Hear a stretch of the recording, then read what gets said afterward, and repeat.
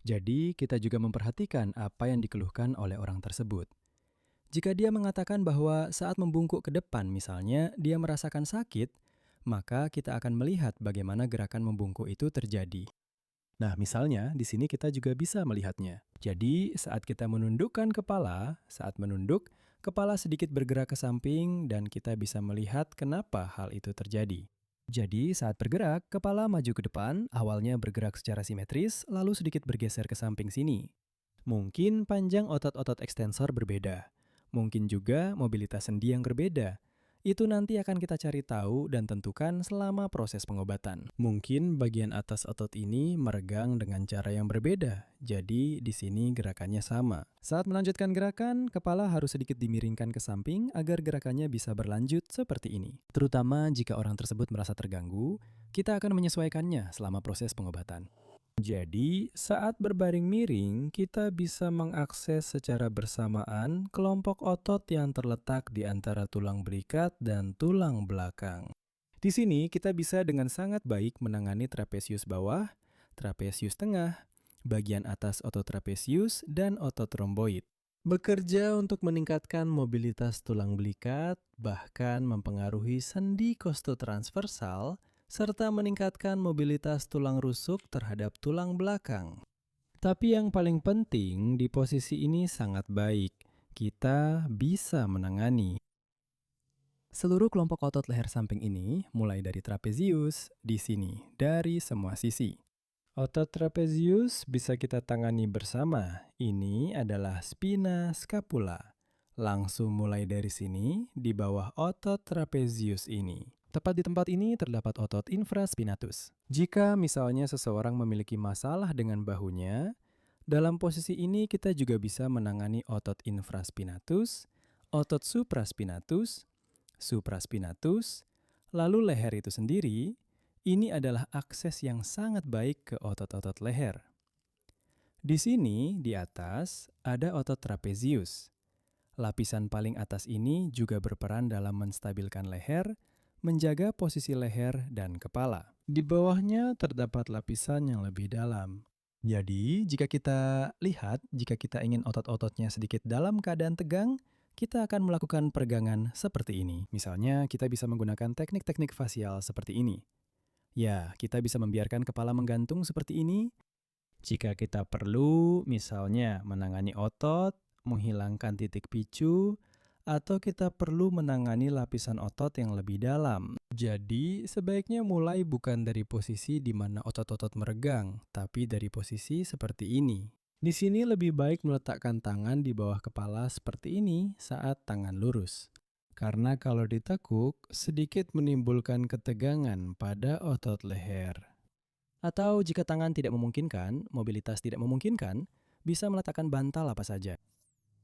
Dan di sini kita mendapatkan akses ke semua otot leher ini. Di sini kita bisa mulai bekerja, mulai dari otot trapezius dulu. Kita mulai di sini, kita langsung mencari area yang lebih sakit, area yang tegang di sini. Di mana sudut tulang belikat kita, di sini kita menemukan awal otot penangkat belikat. Otot pengangkat belikat. Hampir pada semua sindrom nyeri apapun sebenarnya, pada semua proses patologis secara umum, pada semua osteokondrosis, pada semua gangguan leher apapun, otot pengangkat belikat selalu terlibat. Oleh karena itu, kita harus benar-benar menangani otot ini karena seringkali otot ini tegang atau bahkan mengalami fibrosis, seluruhnya dipenuhi jaringan ikat. Kadang juga, kadang otot ini sampai berbunyi crack seperti itu saat digerakkan. Di sini otot ini bisa dibagi menjadi 3 bagian. Bagian pertama adalah bagian yang terletak di sini, tepat di samping sudut tulang belikat. Di sini jadi kita menggarapnya benar-benar dari berbagai sudut, dari samping jadinya. Bisa dibilang dari sisi tulang belakang, dari sudut ini, di sini kita menemukan area yang terasa sakit. Di sini juga kita bisa melatih mobilitas otot trapezius yang menutupi otot pengangkat tulang belikat dari atas. Kita seolah-olah menggerakkan otot trapezius ini terhadap otot pengangkat tulang belikat. Jadi, kita juga perlu menilai mobilitas ini. Jika mobilitasnya terbatas, kita bisa memulihkannya dari sisi lain, yaitu pada otot pengangkat tulang belikat yang sama, tapi dari sisi ini kita memberikan stimulasi seperti ini. Kemudian, secara bersamaan dari kedua sisi, kita bisa memberikan tekanan seperti ini. Jika ada titik trigger di sana, tekan dan tahan, kita juga bisa melakukannya, tapi pastikan agar tetap bisa ditoleransi. Dari atas juga, pada berbagai sudut, artinya di sini kita bisa menemukan berbagai area yang terasa sakit atau bagian yang mengeras.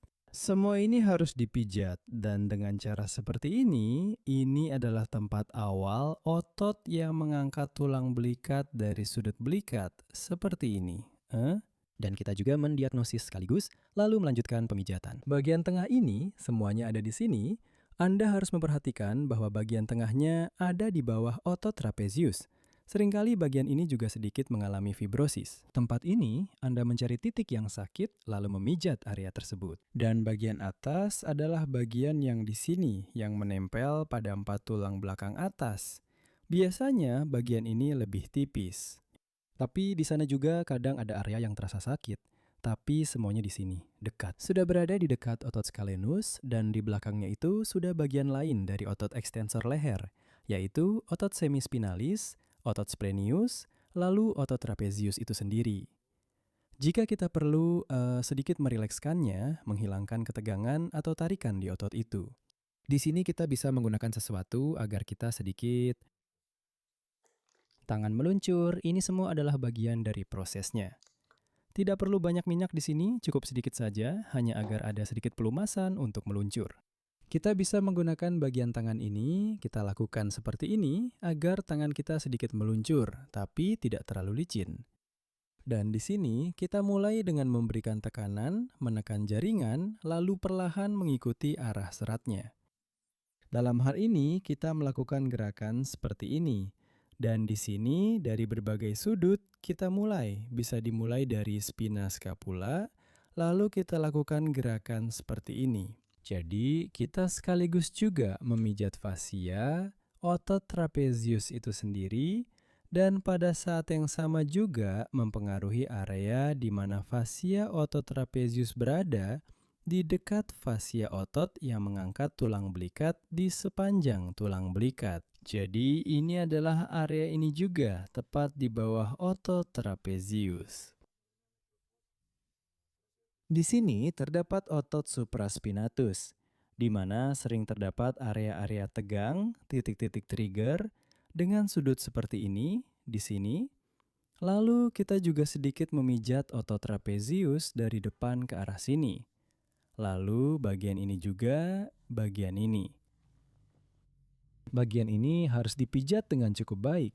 Cukup sering harus dikerjakan. Jadi di sini sendiri, di atas, di permukaan, di atas otot trapezius, di antara otot trapezius dan otot-otot yang lebih dalam di bawah trapezius. Di sini terdapat otot semispinalis, otot splenius capitis, otot splenius cervicis, jadi di antara otot-otot ini. Seringkali juga ada area-area ketegangan dan tarikan di sini.